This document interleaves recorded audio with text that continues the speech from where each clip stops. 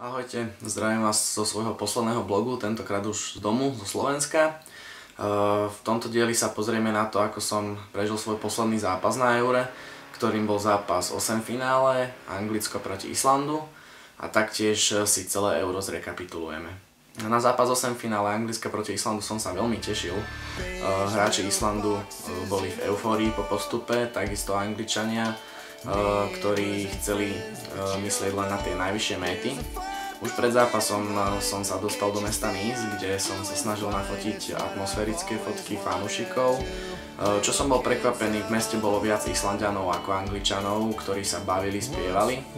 A podarilo sa mi stretnúť nového a starého prezidenta Islandu, ktorý sa dostal do úradu len deň predtým, teda bol zvolený len deň predtým, ako sa tento zápas mal hrať. A tam bol v drese, fotil sa s ľuďmi, rozprával sa s nimi, podpisoval sa a tak ďalej. Čiže toto bolo veľmi zaujímavé. No a potom som sa postupne presunul na štadión, kde som fotil samotný zápas.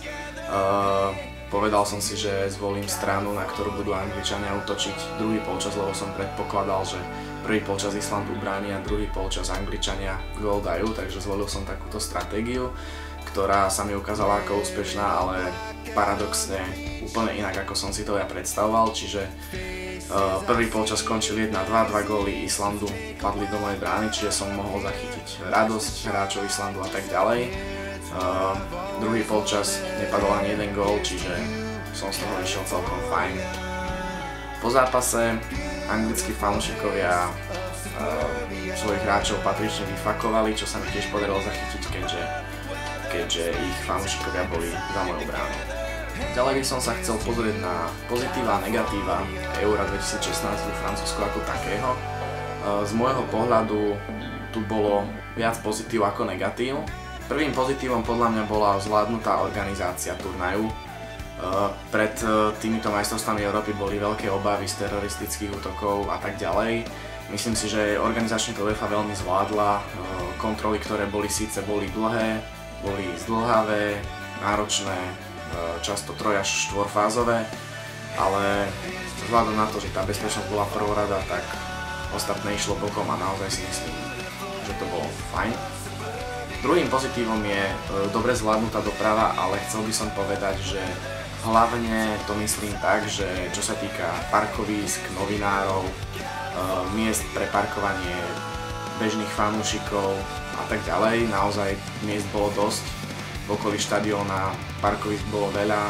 Ako tretie plus by som povedal dobrú komunikáciu s novinármi, keďže ja sa na to dívam z tej novinárskej stránky, tak naozaj všetko bolo v online servise.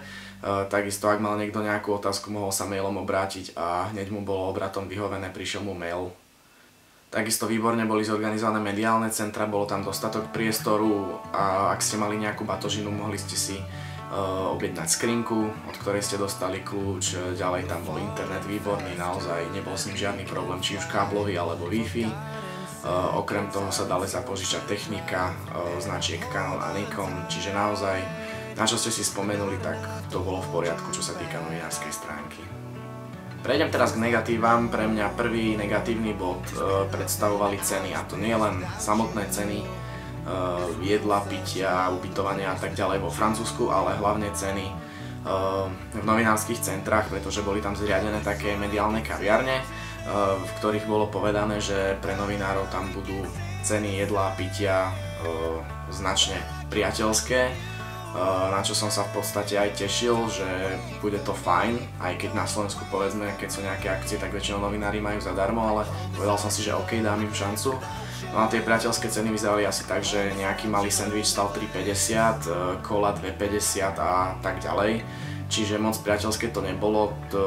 Na Slovensku by som za tú cenu povedzme toho sendviča 3,50 mal dve bagety na pumpe, ktoré by boli oveľa väčšie, oveľa viac by som sa z nich najedol a vyšli by ma rovnako ako ten sendvič, čiže nebolo to nič moc, musel som sa stravovať na vlastnej osi, čo som si spravil, kúpil a tak ďalej. Druhým negatívom by som povedal, že zle zvládnutá dopravná situácia, aj keď toto není veľmi vec UEFA, ale skôr organizátorskej krajiny ako takej. Naozaj tie zápchy to bola katastrofa, nielen v Paríži, aj v Marseille, aj v Nice bola zápcha. a aj v Lille sa bolo ťažko dostať na štadión a tak ďalej, čiže také tie smerové tabule chýbali a podobne.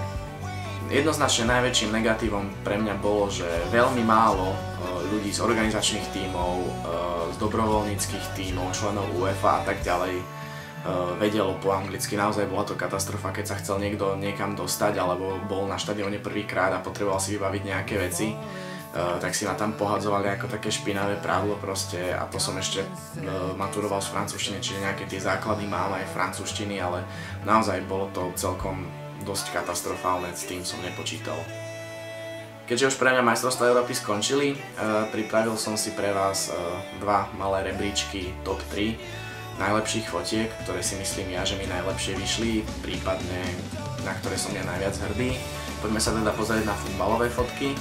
Ako tretiu som vybral fotografiu Cristiana Ronalda po zahodenej penalte v zápase Portugalsko-Rakúsko, ktoré sa hralo v parížskom Parku princov. Na tejto fotke si najviac cením zachytenie pocitu tej danej emócie, pretože keď si to pozrite napríklad v telke, tak ten moment trvá veľmi krátko, čiže naozaj je dôležité zmačknúť púšť vtedy, keď je to najviac treba. Na druhé miesto som dal fotku Zlatana Ibrahimoviča v zápase proti Belgicku, pretože ho zachytáva presne v tej takej jemu typickej póze. Keďže je vysoký, tak švédsky tréner ho používa hlavne na to, aby sklepával lopty, hlavičkoval a snažil sa zakončiť. Presne v takomto momente ho táto moja fotka zachytáva, takže preto si ju tak vážim. Ako najlepšiu som vybral fotku francúzskeho ofenzívneho stredopoliara Antoana Griezmana a spravil som tak pretože na fotke krásne vidno, ako sa prediera sám cez 6 švajčiarskych defenzívnych hráčov. Takúto fotku v minulosti mal aj Lionel Messi a pred ním ešte Diego Maradona. Ukážem vám ich na porovnanie. Táto fotka mi naozaj veľmi pripomína obe tieto fotky a obe z nich sú veľmi slávne, takže v podstate preto som ju vybral ako najlepšiu. Pozrieme sa teraz na atmosférické fotky, kde som na tretie miesto dal fotku z parížskej fanzóny, ktorá bola naozaj krásne spravená priamo pod Eiffelovkou. Bol som sa v nej pozrieť na jeden zápas, bol to zápas Čechov proti Chorvátom a práve tu sa už vtedy nachádzalo viacero anglických fanúšikov a to, čo som chcel v podstate na tejto fotke zachytiť, bolo to, že tá fanzóna sa nachádza pod Eiffelovkou, ďalej som tam chcel zachytiť tých fanúšikov samozrejme. A v podstate bol vtedy taký už mierny západ slnka, všetci popíjali pivo, čiže nejak tak zachytiť tú príjemnú atmosféru, ktorá tam vtedy panovala. Na druhé miesto som vybral fotografiu z parížského Parku princov, čo je štadión Paris Saint-Germain, kde v ten večer hral zápas Portugalsko proti Rakúšanom. Bolo krásne nebo, potom ako zapadlo slnko, takže chcel som spraviť takú peknú fotku, kde bude vidno celý ten štadión a samozrejme aj s tou oblohou, čo si myslím, že sa mi podarilo. Pre mňa najzaujímavejšia fotka zo všetkých mojich atmosférických sa stala fotka severoírskeho fanúšika, ktorý v meste Nice pred zápasom proti Poliakom čaká na svojich kamarátov, ktorí išli vtedy kúpiť pivo. On sám už pivo má a v jednej ruke má samozrejme to pivo, v druhej má vlajku. Táto fotka sa pre mňa stala synonymom úspešného ťaženia, ak to tak môžem pomenovať, severoírskeho tímu. Takisto aj slávneho pokriku severoírskych fanúšikov a veľmi sa mi páči aj kompozičné zloženie, takže asi toľko. Keďže je toto môj posledný vlog, tak by som sa rád s vami rozlúčil. Dúfam, že vás tie vlogy nenudili, že ste sa pri nich zabavili a takisto aj dozvedeli niečo nové zo života fotoreportéra. Bol som rád, že som vám to mohol aspoň trošku priblížiť. Ďakujem za pozornosť. Čaute.